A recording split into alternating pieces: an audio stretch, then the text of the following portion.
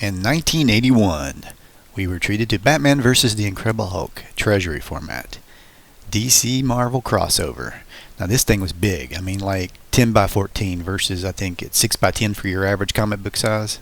The Incredible Hulk TV show ended its fourth season in May of that year.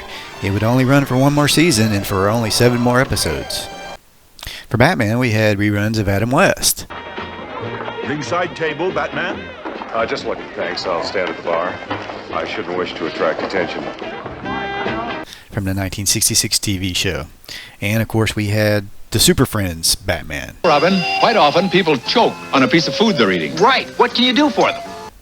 It'd be several more years before Michael Keaton would play Batman for the first time on the big screen in 1989. In other news that year, NASA launched the very first space shuttle mission, and Raiders of the Lost Ark made its debut.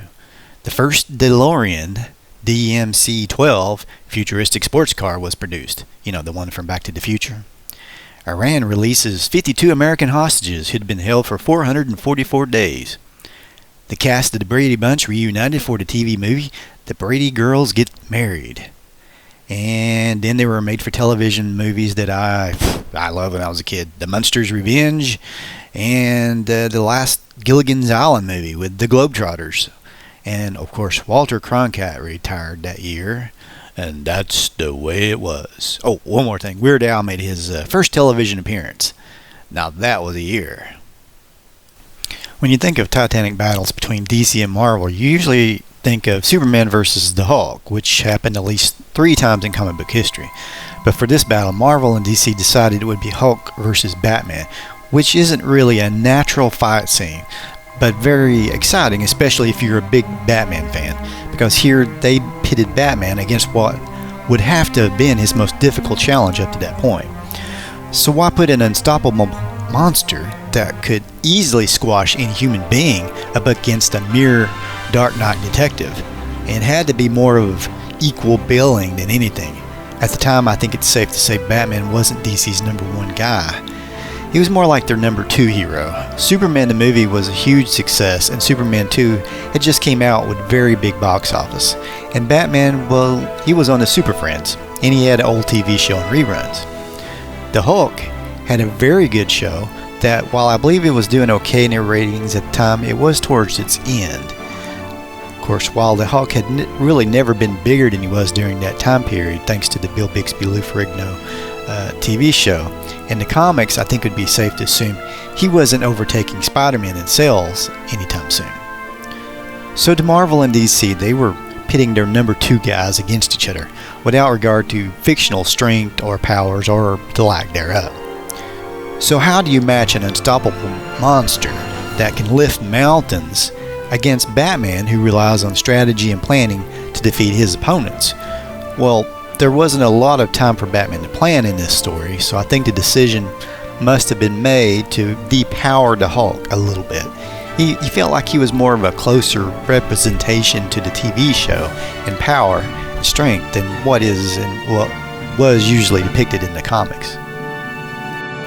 Now the story starts with Bruce Banner taking the name of David Banks, and he's working at the Gotham City branch of Wayne Research, just the way the TV show would often start, with David Banner at yet another job of the week, and often in hopes that the job in question may lead to a cure of his transformation into the Incredible Hulk. Now there's one thing you'll notice, though, that on the TV show is that David Banner never wore purple pants. For some strange reason, no matter what Bruce Banner was doing, he always had purple pants. Now, in the comic book world, was there some sort of store that only sold purple pants? Like some sort of purple blue jeans? Instead of blue jeans, it was purple jeans? Did Bruce Banner's radiation somehow turn all blue jeans into purple jeans? If anybody knows the answer to this compelling question, please leave it in the comments below. We must know, why does Bruce Banner always wear purple pants? So, while Banner's doing his thing, the Joker pops in, trying to steal the Gamma Gizmo that Bruce Banner was counting on to help him rid himself of the curse of the Hulk. And when he does that, of course, he sprays the Joker gas, making everybody laugh hysterically, and and Banner, being the genius that he is, puts on some sort of hazmat suit and sets off the alarm. But the Joker's thugs jump him, and of course, then he turns into the Incredible Hulk. Leave Hulk alone, puny humans, or Hulk will smash!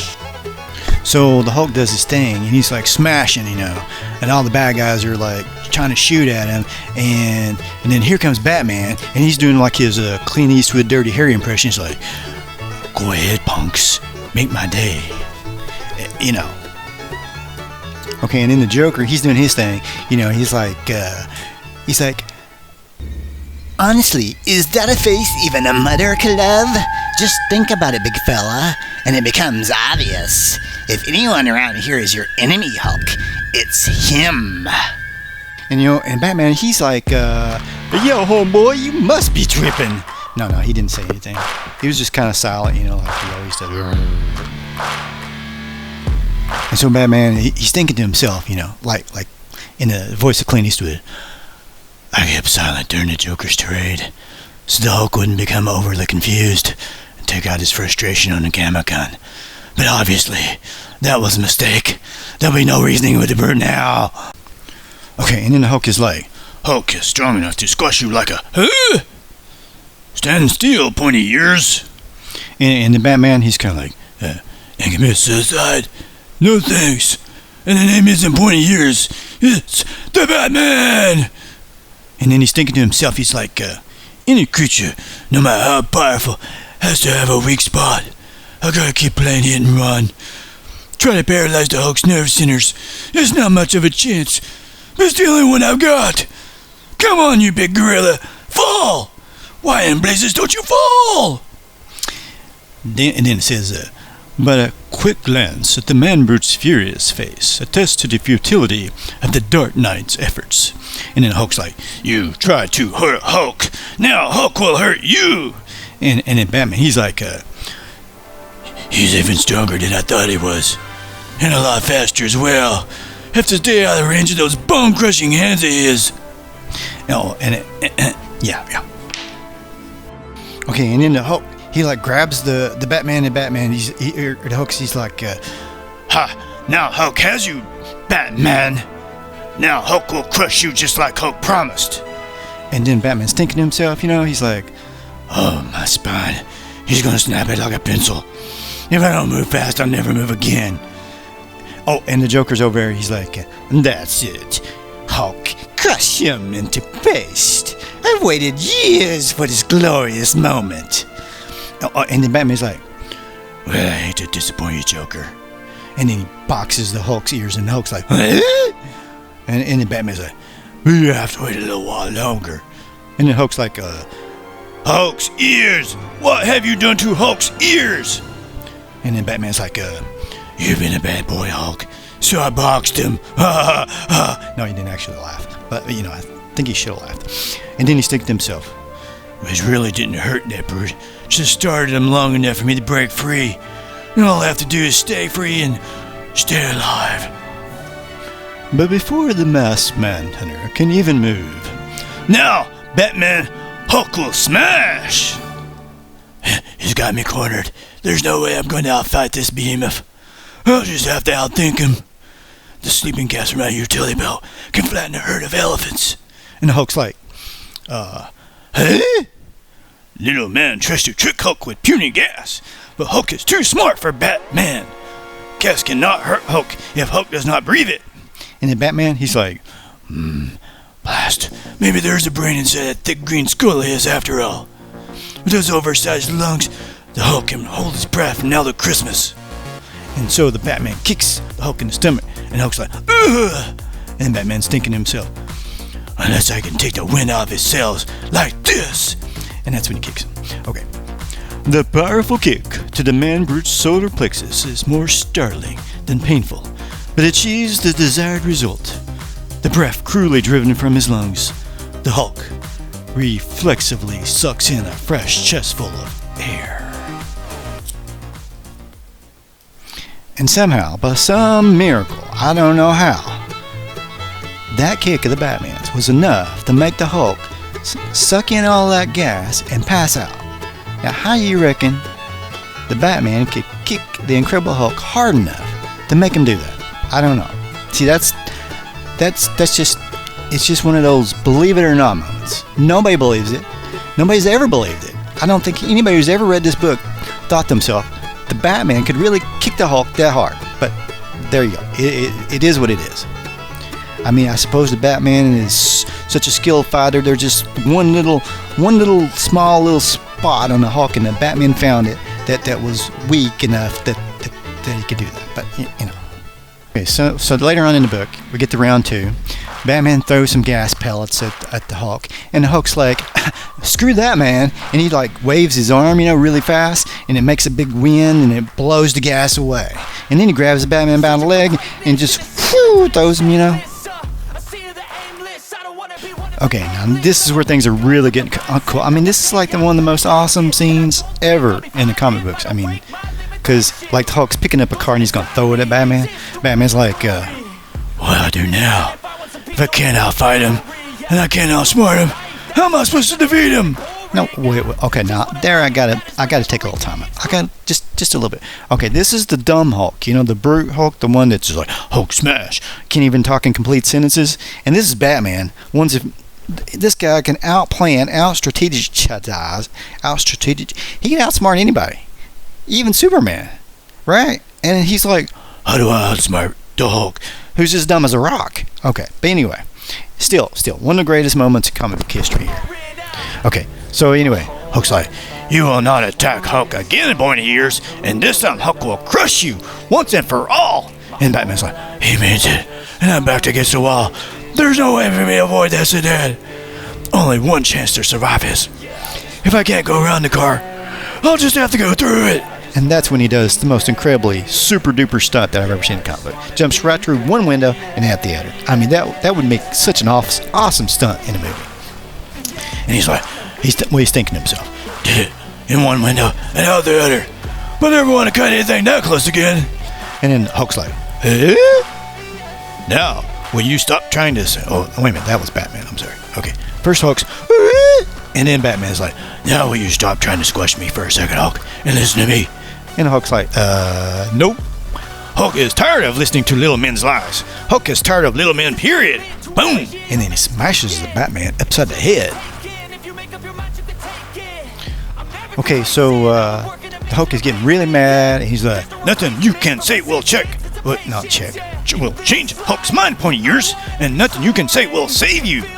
And then Batman, he's thinking again. He does a lot of thinking in this book. He's like, "He's out of control. There's no prayer reasoning with him now. It's gonna be hard enough for me just to stay alive. Where's the thin fume sleeping gas failed? These smoke bombs had better work." And so he throws a lot of smoke bombs in the air. Just everywhere. And making him mad. I mean, it makes the Hulk really super mad. I mean, he's just getting furious. They're in a parking garage, and he is just knocking down everything in the garage, and the walls start caving in, and the whole place just comes down. And of course, the Hulk, he gets out. The next page, he gets out, and Batman, of course, he was going to survive. He somehow was able to get into the little crevices and corners and survive. I mean, this is what he says. He says, and he's talking to Joker. He says, "Spare me the humor, Joker. When the ceiling collapsed, I threw myself under these cross frames. They acted as a canopy of sorts to protect me from the rest of the rubble." Because he owed the Joker an explanation. He needed to explain to the Joker just how he did survive. I mean, it was the superhero thing to do. And so that was the last battle between Batman and Hulk in this book. Later on, the Joker gets some kind of ability to control the entire universe just by thinking about it, so he could just like manipulate. Well, it's kind of like a genie power or something. I forgot the name of the bad guy that he gets that power from. It's one of the Hulk's villains.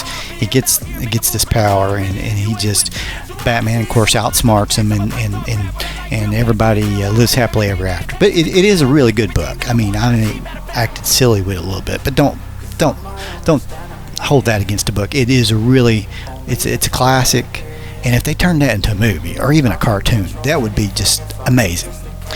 So that is the video. Thank you for watching.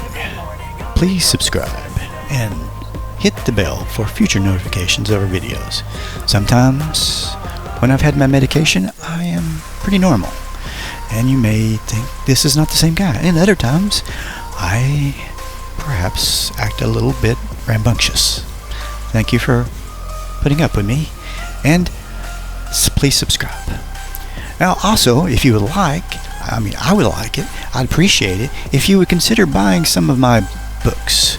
I've got some books at Amazon, such as Caveman Comics, which are pretty funny, I think, about a cartoon caveman who travels in time to the present and marries a rocket scientist.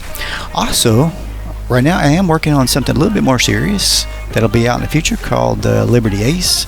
At least he's the main character. I'm not sure. I may give the title itself a different name, but it's going to be just plain old, good old-fashioned superhero and science fiction, action adventure kind of stuff. So hopefully it'll be out this year. But I'm really taking my time on it. So be looking for that, and it'll be on Amazon. Thanks very much, and have a great day. Because you know I'm Batman, and I'm yeah. Bye.